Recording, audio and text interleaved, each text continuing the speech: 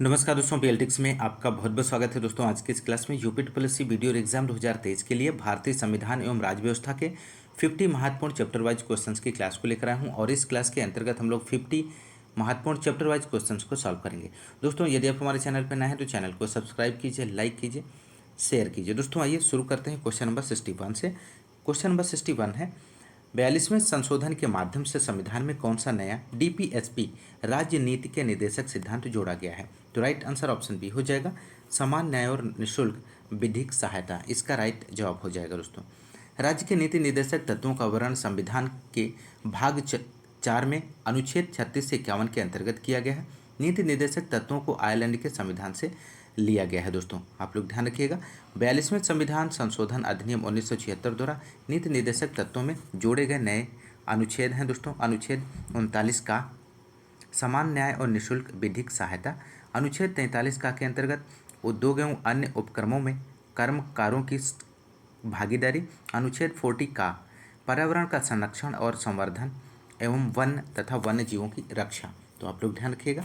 अगला question number 62 है, निम्न में से क्या भारतीय नागरिकों को न्यायिक आर्थिक न्याय प्रदान करता है? आपको बताना है दोस्तों, भारतीय नागरिकों को आर्थिक न्याय प्रदान करता है, इनमें से आपको बताना है। तो राइट आंसर हो जाएगा यहाँ पर ऑप्शन सी, राज्य के नीति निर्देशक सिद्धांत। इसका राइट जवाब हो जाएगा। दोस्तों अगला क्वेश्चन नंबर 63 है, यहाँ पे आपको फिल करना है, महिलाओं को सामाजिक और आर्थिक रूप से सशक्त बनाने में मदद करता है। तो राइट आंसर हो जाएगा ऑप्शन ए, महिलाओं को शिक्षित करना। इसका राइट जवाब बनेगा। अगला क्वेश्चन नंबर 64 है, अंतर्राष्ट्रीय शांति और सुरक्षा को बढ़ावा देने से संबंधित प्रावधान भारतीय संविधान के निम्नलिखित में से किसके एक भाग के रूप में उल्लिखित है? तो राइट आंसर ऑप्शन बी हो जाएगा, राज्य के नीति निर्देशक सिद्धांत। इसका सही जवाब बनेगा। दोस्तों अगला क्वेश्चन नंबर 65 है, भारत का एकमात्र राज्य जहां समान सिविल कोड का प्रावधान है। तो राइट आंसर बनेगा दोस्तों ऑप्शन ए, गोवा। इसका राइट आंसर हो जाएगा। दोस्तों अगला क्वेश्चन है क्वेश्चन नंबर 66 है, संसद, राष्ट्रपति, उपराष्ट्रपति, लोकसभा, राज्यसभा से संबंधित क्वेश्चन नंबर 66। संसदीय प्रणाली में कार्यपालिका किसके प्रति उत्तरदायी होती है? तो यहाँ पर इस क्वेश्चन का राइट आंसर ऑप्शन ए हो जाएगा, विधानमंडल। भारत में संसदीय शासन प्रणाली को अपनाया गया है, इसका मुखिया प्रधानमंत्री होता है। संसदीय शासन प्रणाली का मुख्य लक्षण कार्यपालिका का विधायिका लोकसभा के प्रति उत्तरदायी है। तो राइट आंसर यहाँ पे जो बनेगा ऑप्शन ए, विधानमंडल। और भारतीय संसदीय प्रणाली कहाँ से ली गई है? तो ब्रिटेन की संसदीय प्रणाली से प्रेरित है। दोस्तों आप लोग ध्यान रखिएगा। अगला क्वेश्चन नंबर 67 है, निम्नलिखित में से किसके पास लोकसभा सत्र को स्थगित करने की शक्ति है? तो राइट आंसर ऑप्शन डी हो जाएगा, लोकसभा अध्यक्ष। इसका सही जवाब बनेगा, लोकसभा सत्र को स्थगित करने की शक्ति लोकसभा अध्यक्ष को होती है। वह सत्र को कुछ समय के लिए या कुछ घंटे या सप्ताह या अनिश्चित काल के लिए स्थगित कर सकता है, जबकि राष्ट्रपति सदन का सत्रावसान और आहूत करता है। तो राइट आंसर ऑप्शन डी हो जाएगा। अगला क्वेश्चन नंबर 68 है, अनुच्छेद 245 के अनुसार संसद का कार्य है, इनमें से आपको बताना है। तो राइट आंसर हो जाएगा ऑप्शन सी, कानून बनाना। संविधान के भाग 11 में अनुच्छेद 245 से 255 तक केंद्र और राज्य के विधायी संबंधों की चर्चा की गई है। दोस्तों संविधान के अनुच्छेद 245 में कहा गया है कि संविधान के उपबंधों के अधीन रहते हुए संसद भारत के संपूर्ण राज्य क्षेत्र अथवा उसके किसी भाग के लिए विधि बना सकेगी तथा किसी राज्य का विधानमंडल उस संपूर्ण राज्य अथवा उसके किसी भाग के लिए विधि बना सकेगा। तो राइट आंसर ऑप्शन सी हो जाएगा। अगला क्वेश्चन नंबर 69 है, निम्नलिखित में से किसी केंद्र शासित प्रदेश में उच्च न्यायालय स्थापित करने का अधिकार है? तो राइट आंसर ऑप्शन बी हो जाएगा, संसद। इसका सही जवाब बनेगा। दोस्तों किसी केंद्र शासित प्रदेश में उच्च न्यायालय स्थापित करने का अधिकार संसद के पास होता है। दोस्तों वर्तमान में उच्च न्यायालय की संख्या 25 है और इनमें से 6 ऐसे न्यायालय हैं जिनका कार्यक्षेत्र एक से अधिक राज्यों केंद्र शासित प्रदेशों तक है। दिल्ली एवं जम्मू कश्मीर केंद्र शासित प्रदेशों के पास स्वयं का उच्च न्यायालय है। दोस्तों आप लोग ध्यान रखिएगा। अगला क्वेश्चन नंबर 70, निम्नलिखित में से कौन सा सार्वजनिक क्षेत्र का उपक्रम संसद के तहत एक विशेष कानून पारित करके स्थापित किया गया है? तो राइट आंसर ऑप्शन बी हो जाएगा, वैधानिक निगम। इसका राइट जवाब बनेगा। अगला क्वेश्चन, क्वेश्चन नंबर 71 है। यहाँ पे आपको फिल करना है लोकसभा में पद धारण करने की न्यूनतम आयु कितनी होती है दोस्तों। तो राइट आंसर ऑप्शन सी हो जाएगा 25 वर्ष, यहाँ पे राइट जवाब बनेगा। अगला क्वेश्चन, क्वेश्चन नंबर 72 है। भारत सरकार के पहले विधि अधिकारी हैं, तो राइट आंसर ऑप्शन सी हो जाएगा भारत के महान्यायवादी, इसका राइट जवाब बनेगा। भारत का महान्यायवादी देश का सर्वोच्च विधि अधिकारी होता है। संविधान के अनुच्छेद 76 में भारत के महान्यायवादी के पद का प्रावधान किया गया है। महान्यायवादी की नियुक्ति राष्ट्रपति द्वारा सरकार की सलाह पर की जाती है। इसका कार्यकाल संविधान द्वारा तय नहीं किया गया है। यह राष्ट्रपति के प्रसाद पर्यंत पद धारण करता है।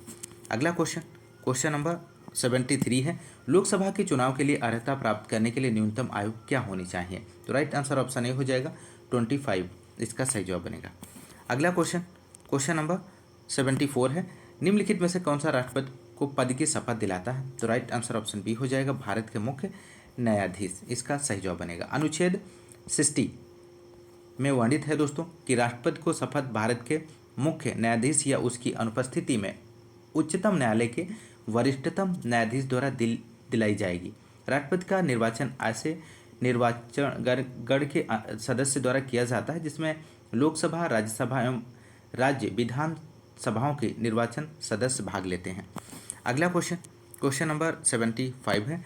लोकसभा में मतदान करते समय टाई की स्थिति में किसके पास वोट डालने का अधिकार होता है। तो राइट आंसर ऑप्शन सी हो जाएगा यहाँ पे दोस्तों।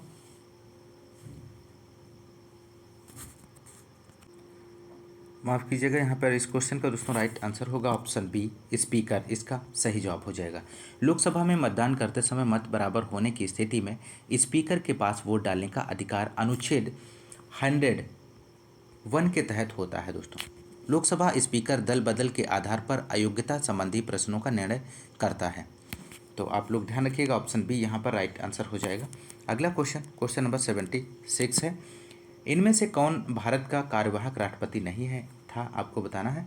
तो राइट आंसर ऑप्शन बी हो जाएगा डॉक्टर जाकिर हुसैन, इसका सही जवाब बनेगा दोस्तों। अगला क्वेश्चन, क्वेश्चन नंबर 77 है। भारत में राष्ट्रपति अपना कार्यकाल पूरा होने के पहले अपना त्यागपत्र किसको सौंपते हैं। तो राइट आंसर ऑप्शन बी हो जाएगा उपराष्ट्रपति, इसका सही जवाब है। अगला क्वेश्चन, क्वेश्चन नंबर 78 है। भारत के पहले प्रधानमंत्री पंडित जवाहरलाल नेहरू ने 14 अगस्त 1947 की मध्य रात्रि को नियत से वादा शीर्षक भाषण कहाँ से दिया था। तो राइट आंसर हो जाएगा यहाँ पर दोस्तों ऑप्शन सी संसद संविधान सभा, इसका सही जवाब बनेगा। क्वेश्चन नंबर अगला है 78, रिपीट हो गया है दोस्तों। अगला बढ़ते हैं, क्वेश्चन नंबर 79 है। अनुसूचित जनजाति के संरक्षण के लिए एक क्षेत्र को अनुसूचित क्षेत्र के रूप में घोषणा करने की शक्ति किसके पास होती है। तो राइट आंसर हो जाएगा ऑप्शन बी भारत के राष्ट्रपति के पास। अगला क्वेश्चन, क्वेश्चन नंबर 80 है। राष्ट्रपति द्वारा राज्यसभा में कितने सदस्यों को नामित किया जा सकता है। तो राइट आंसर ऑप्शन सी हो जाएगा 12। राष्ट्रपति को अनुच्छेद 80 का के तहत राज्यसभा में 12 ऐसे व्यक्तियों को मनोनीत करने का अधिकार प्रदान है जो साहित्य, कला, विज्ञान व समाज सेवा के क्षेत्र में विशेष ज्ञान व अनुभव रखता हो। भारतीय संविधान में यह प्रक्रिया आयरलैंड के संविधान से ली गई है दोस्तों, ध्यान रखिएगा, महत्वपूर्ण प्रश्न है। अगला क्वेश्चन, क्वेश्चन नंबर 81 है। मृत्युदंड के मामले में क्षमा देने का अधिकार किसे है। तो राइट आंसर ऑप्शन बी हो जाएगा राष्ट्रपति, इसका सही जवाब बनेगा दोस्तों अनुच्छेद 72 में, ध्यान रखिएगा। अगला क्वेश्चन, क्वेश्चन नंबर 82 है। नीलम संजीव रेड्डी भारत के किस नंबर के राष्ट्रपति थे। तो राइट आंसर यहाँ पे बनेगा ऑप्शन बी 6वें राष्ट्रपति थे दोस्तों। अगला क्वेश्चन, क्वेश्चन नंबर 83 है। भारत के राष्ट्रपति द्वारा चरित्र को बदले बिना सजा की मात्रा को कम करना अनुच्छेद 72 को क्या कहा जाता है। तो राइट आंसर यहाँ पे आपको देना है दोस्तों। तो राइट आंसर हो जाएगा ऑप्शन सी क्षमादान। अगला question, question number 84। Shri Ramnath Kovind Bharat के हैं, आपको बताना है दोस्तों। तो राइट आंसर हो जाएगा ऑप्शन बी 14वें। श्री रामनाथ कोविंद भारत के 14वें राष्ट्रपति थे। इनका कार्यकाल 25 जुलाई 2017 से 25 जुलाई 2022 तक था।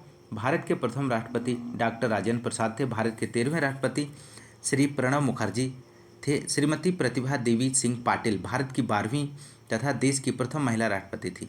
वर्तमान में भारत की श्रीमती द्रौपदी मुर्मू हैं। ये भारत की प्रथम आदिवासी एवं देश की दूसरी महिला राष्ट्रपति हैं दोस्तों, आप लोग ध्यान रखिएगा। अगला question, question number 85। Ramnath Kovind को वर्ष 2017 में भारत के राष्ट्रपति के रूप में चुना गया था। तो राइट आंसर यहाँ पे ऑप्शन बी हो जाएगा 14वें। ध्यान रखिएगा। अगला क्वेश्चन, क्वेश्चन नंबर 86, भारत के राष्ट्रपति का कार्यकाल कितने वर्षों का होता है? तो राइट आंसर यहाँ पे बनेगा ऑप्शन सी, 5 वर्ष का होता है। अगला क्वेश्चन, क्वेश्चन नंबर 87 है।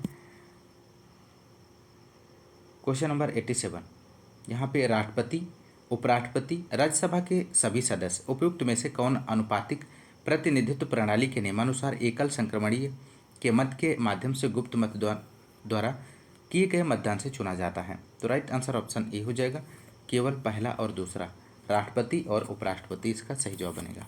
अगला क्वेश्चन, क्वेश्चन नंबर 88 है। भारत का निम्नलिखित में से कौन सा राष्ट्रपति निर्विरोध निर्वाचित हुआ था? तो राइट आंसर ऑप्शन सी हो जाएगा, नीलम संजीव रेड्डी इसका सही जवाब बनेगा। अगला क्वेश्चन, क्वेश्चन नंबर 89 है। किस भारतीय राष्ट्रपति ने आयरिश स्वतंत्रता संग्राम में भाग लिया और उसके लिए जेल भी गए? तो राइट आंसर यहाँ पे आपको देना है दोस्तों। तो राइट आंसर हो जाएगा ऑप्शन ए, बीबी गिर इसका राइट जवाब बनेगा। अगला क्वेश्चन, क्वेश्चन नंबर 90 है। भारत के राष्ट्रपति अपना त्यागपत्र किसको संबोधित करते हैं? तो राइट आंसर ऑप्शन सी हो जाएगा, उपराष्ट्रपति को। अगला क्वेश्चन, क्वेश्चन नंबर 91 है। भारत का कौन सा राष्ट्रपति निर्विरोध निर्वाचित किया गया है? तो राइट आंसर ऑप्शन डी हो जाएगा, एन संजीव रेड्डी इसका राइट जवाब बनेगा दोस्तों। अगला क्वेश्चन, क्वेश्चन नंबर 92 है। उप राष्ट्रपति को अपना कार्यकाल समाप्त होने से पूर्व अपने पद से हटाने का अधिकार निम्नलिखित में से किसके पास है? तो राइट आंसर ऑप्शन ए हो जाएगा, राज्यसभा के पास है दोस्तों। अगला क्वेश्चन, क्वेश्चन नंबर 93 है। भारतीय संविधान के किस अनुच्छेद के तहत उपराष्ट्रपति का चुनाव होता है? तो राइट आंसर ऑप्शन सी हो जाएगा, अनुच्छेद 66 के अनुसार भारत का एक उपराष्ट्रपति होगा। अनुच्छेद 66 के तहत उपराष्ट्रपति के चुनाव की प्रक्रिया का वर्णन किया गया है दोस्तों। अगला क्वेश्चन, क्वेश्चन नंबर 94 है। भारत के प्रथम उपराष्ट्रपति कौन थे? तो राइट आंसर यहाँ पे बनेगा option B, doctor S Radhakrishnan. Doctor S Radhakrishnan प्रथम उपराष्ट्रपति तथा डॉक्टर राजेंद्र प्रसाद प्रथम राष्ट्रपति थे। डॉक्टर जाकिर हुसैन भारत के तीसरे राष्ट्रपति, श्री बीबी गिर भारत के चौथे राष्ट्रपति, श्री बीडी जत्ती भारत के 5वें उपराष्ट्रपति एवं भारत के कार्यवाहक राष्ट्रपति थे। अगला क्वेश्चन, क्वेश्चन नंबर 95 है। राज्यसभा में मनोनीत सदस्यों की कुल संख्या क्या है? तो राइट आंसर ऑप्शन डी हो जाएगा, 12 है दोस्तों। भारत में राज्यसभा संसद का उच्च सदन है दोस्तों।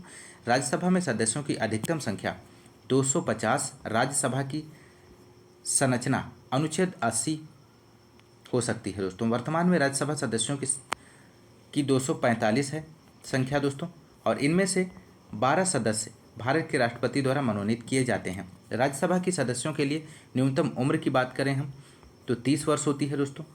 राज्यसभा संसद का एक स्थायी सदन है जो कि कभी भी भंग नहीं होती है दोस्तों। इसके सदस्यों का कार्यकाल 6 वर्ष का होता है। इसके 1/3 सदस्य प्रति 2 वर्ष बाद सेवानिवृत्त हो जाते हैं, अनुच्छेद 83(1) के तहत। अगला क्वेश्चन, क्वेश्चन नंबर 96 है। प्रत्येक 2 वर्ष के बाद राज्यसभा के कितने सदस्यगण सेवानिवृत्त हो जाते हैं? आपको बताना है। तो राइट आंसर ऑप्शन सी हो जाएगा, 1/3। आप लोग ध्यान रखिएगा। अगला क्वेश्चन, क्वेश्चन नंबर 97 है। राज्यसभा के पदेन अध्यक्ष कौन होते हैं? तो राइट आंसर हो जाएगा ऑप्शन बी, उपराष्ट्रपति। अनुच्छेद 63 के अनुसार भारत का एक उपराष्ट्रपति होगा। उपराष्ट्रपति राज्यसभा के पदेन अध्यक्ष होते हैं, आप लोग ध्यान रखिएगा। अगला क्वेश्चन, क्वेश्चन नंबर 98 है। राज्यसभा सदस्यता के लिए न्यूनतम आयु कितनी है? तो राइट आंसर ऑप्शन बी हो जाएगा, 30 वर्ष। भारतीय संविधान के अनुच्छेद 84 के अनुसार कोई व्यक्ति राज्यसभा का सदस्य बन सकता है यदि वह भारत का नागरिक हो, उसकी आयु कम से कम 30 वर्ष हो, कोई ऐसी अन्य अर्हताएं जो भारत संसद द्वारा मांगी गई हों और वह धारण करता हो। अगला क्वेश्चन, क्वेश्चन नंबर 99 है। राज्यसभा का सदस्य बनने के लिए आवश्यक न्यूनतम आयु कितनी है? तो राइट आंसर ऑप्शन सी हो जाएगा, 30 वर्ष। राज्यसभा का सदस्य बनने के लिए आवश्यक न्यूनतम आयु 30 वर्ष है दोस्तों। अगला क्वेश्चन, क्वेश्चन नंबर 100 है। यथा अगस्त 2018 राज्यसभा के अध्यक्ष कौन थे? तो यहाँ पर इस क्वेश्चन का दोस्तों राइट आंसर देना है। तो यहाँ पर राइट आंसर हो जाएगा option A, M Venkaiah Naidu. Rajya Sabha संसद का उच्च सदन है, यह एक स्थायी सदन है। इसके लिए 1/3 सदस्य प्रति 2 वर्ष पर सेवानिवृत्त हो जाते हैं। उपराष्ट्रपति राज्यसभा का पदेन सभापति है। इसके प्रश्नकालीन सभापति एम वेंकैया नायडू थे।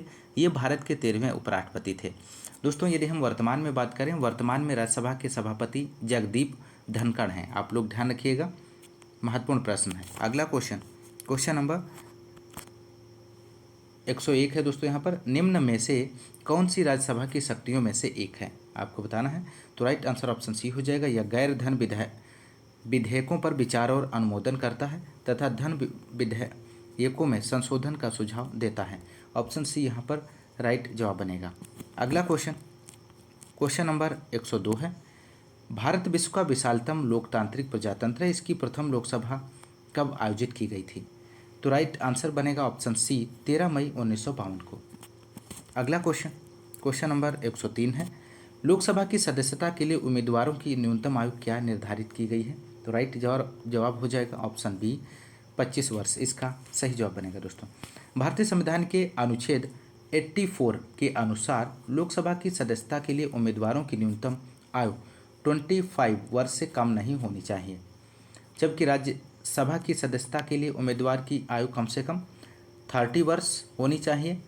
61वें संविधान संशोधन 1989 द्वारा मताधिकार की न्यूनतम आयु को 21 वर्ष से घटाकर 18 वर्ष कर दिया गया है, अनुच्छेद 326 में संशोधन द्वारा। आप लोग ध्यान रखिएगा। अगला क्वेश्चन नंबर 104। निम्नलिखित में से कौन सा संसद का कार्य नहीं है? इनमें से आपको बताना है। तो यहाँ पे दोस्तों राइट आंसर हो जाएगा ऑप्शन डी, इसका सही जवाब बनेगा। संसद के पास कोई न्यायिक कार्य नहीं है। राष्ट्रपति, उपराष्ट्रपति और सुप्रीम कोर्ट उच्च न्यायालयों के न्यायाधीशों को हटाने के लिए मंत्रियों की परिषद जिम्मेदार है। ऑप्शन डी यहाँ पे राइट जवाब बनेगा। अगला क्वेश्चन नंबर 105। लोकसभा या विधानसभा चुनाव में खड़े होने के लिए उम्मीदवार की आयु कम से कम कितने वर्ष होनी चाहिए? तो राइट आंसर ऑप्शन सी हो जाएगा 25 वर्ष होनी चाहिए। अगला क्वेश्चन नंबर 106 है दोस्तों। यहाँ पर लोकसभा चुनाव के लिए उम्मीदवार बनने की न्यूनतम आयु सीमा कितनी है? तो राइट आंसर ऑप्शन बी हो जाएगा 25 वर्ष। लोकसभा चुनाव के लिए उम्मीदवार बनने की न्यूनतम आयु सीमा 25 वर्ष है दोस्तों। क्वेश्चन नंबर अगला है 107। लोकसभा में शून्यकाल की अवधि अधिक से अधिक कितनी हो सकती है? तो राइट आंसर हो जाएगा ऑप्शन बी 1 घंटा। अगला क्वेश्चन नंबर 108 है। शून्यकाल का अर्थ क्या है? तो राइट जवाब हो जाएगा ऑप्शन बी, जब कोई अति महत्वपूर्ण विषय चर्चा के लिए उठाया जाए। अगला क्वेश्चन नंबर 109 है। लोकसभा में सदस्यों द्वारा निजी विधेयक पेश करने की सूचना अवधि क्या है? तो राइट आंसर हो जाएगा ऑप्शन ए 1 माह। इसका राइट जवाब बनेगा दोस्तों। अगला क्वेश्चन नंबर 110 है। वर्तमान में लोकसभा निर्वाचन क्षेत्र है, इस संख्या में 1971 से कोई परिवर्तन नहीं हुआ है। तो राइट आंसर ऑप्शन ए हो जाएगा 543। वर्तमान में 543 लोकसभा निर्वाचन क्षेत्र हैं दोस्तों। वर्ष 1971 की जनगणना के आधार पर लोकसभा के निर्वाचित सदस्यों की अधिकतम संख्या 552 निश्चित की गई है। 84वें संविधान संशोधन 2001 द्वारा लोकसभा की कुल सदस्यों की संख्या तथा लोकसभा में राज्यों को आवंटित स्थानों की संख्या को वर्ष 2026 तक यथावत रखने का प्रावधान किया गया है दोस्तों। आप लोग ध्यान रखिएगा। अगला क्वेश्चन नंबर 111 है दोस्तों। यहाँ पर संविधान द्वारा विचार की गई लोकसभा की अधिकतम ताकत संख्या क्या होगी? तो राइट यहाँ पे आंसर आपको बताना है। तो राइट आंसर ऑप्शन सी हो जाएगा इस क्वेश्चन का 552। इसका राइट जवाब बनेगा दोस्तों। भारत के संविधान द्वारा विचार की गई लोकसभा की अधिकतम संख्या 552 है दोस्तों। आप लोग ध्यान रखिएगा दोस्तों। यदि आपको क्लास पसंद आ रही है तो क्लास को ज़्यादा से ज़्यादा लाइक और शेयर करते रहिए दोस्तों। आज की इस क्लास में बस इतना ही। मिलते हैं नेक्स्ट क्लास में, तब तक के लिए नमस्कार, जय हिंद, धन्यवाद।